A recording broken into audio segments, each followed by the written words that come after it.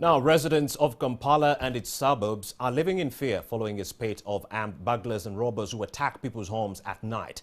They beat up the victims and steal cash and other household property. Kampala Metropolitan Police Deputy Spokesperson Luke Oweyesigire confirmed the increase in crime in the city, but said police have intensified vigilance and intelligence in the communities. He said some suspects have been arrested and urged the public to report such cases immediately they occur to enable police pursue the criminals. Our reporter Andrew Bagala has been following this story very closely and is here to tell us more about it. Good afternoon, Andrew. Thank you for coming. Now, questions that are pertinent fast. Over the weekend, we also saw a police officer, a commander, being attacked. That was on Saturday. And one would be inclined to ask, who is safe in this country? Nobody is safe right now because the criminals are all over the place. But the security guys, the security officers are also doing some work. I've talked to the Crime Intelligence Director, Colonel Damulira.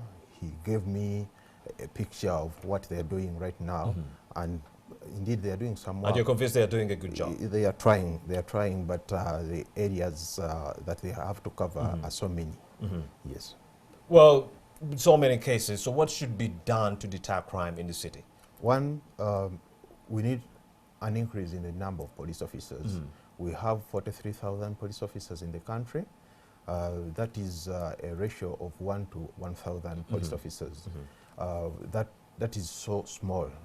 The UN standard is 1 police officer, a ratio of 1 police officer to 500 citizens. So that is so small. We need to have more numbers. Secondly, we need patrols. Police officers right now cannot patrol because of the few numbers. You find a police station or a police post having 2 police officers.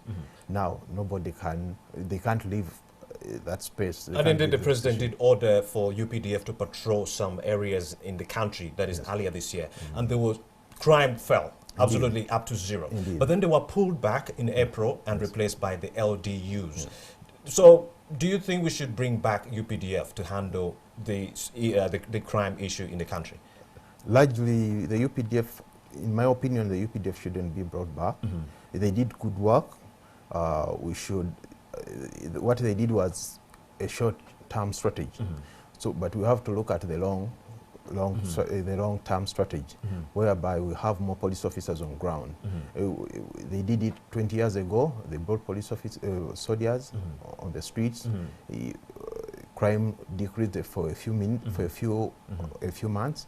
Then there was a spike again. So if we bring more police officers on the street. But of course, Andrew, you've increased the number of officers on the streets. LDU, 6,000 of them were deployed in April. But then there are reports that they are vanishing slowly. Only 2,000 are vanishing. Could this be the reason why we have gaps in our security? Yeah, we have gaps. LDUs are trained for military purposes. They can't do police work because police work involves investigation and intelligence. Most of these are not trained in these areas. So what we need to have is, having like special police constables, people who have at least S6, have attained S6 certificate. Then you train them for 6 months and then they work for police for some time. Well, Andrew, you're not the expert on this, but I'm asking you these questions because you've been engaged in this investigation for a long time and you might have a few pointers. So what can we do in this regard now to deter crime besides installation of CCTVs and deployment of LDUs? One, my thinking is that if we have WhatsApp groups, communities in the area, if they have WhatsApp groups, they can communicate to neighbors. If you have a problem, you share with your colleagues. Or we also have challenges where people have parked their cars in the yard. It's one area that is causing a lot of crime. So we need to tell these people who have vehicles to cooperate with their neighbors and have at least 2 security guards around the area. Thirdly, people who move at night, it's better for people to move in groups rather than moving alone. Most cases where you find crime, where people have been attacked, you find that a person was moving alone and was attacked by a group of people. So besides moving at night, what are some of the other major factors driving crime in the city as we wrap up? People are moving with cash. People are moving cash, a lot of cash. People are moving with very expensive phones, and they have no security, using borders. If right now we have WhatsApp group, we have systems like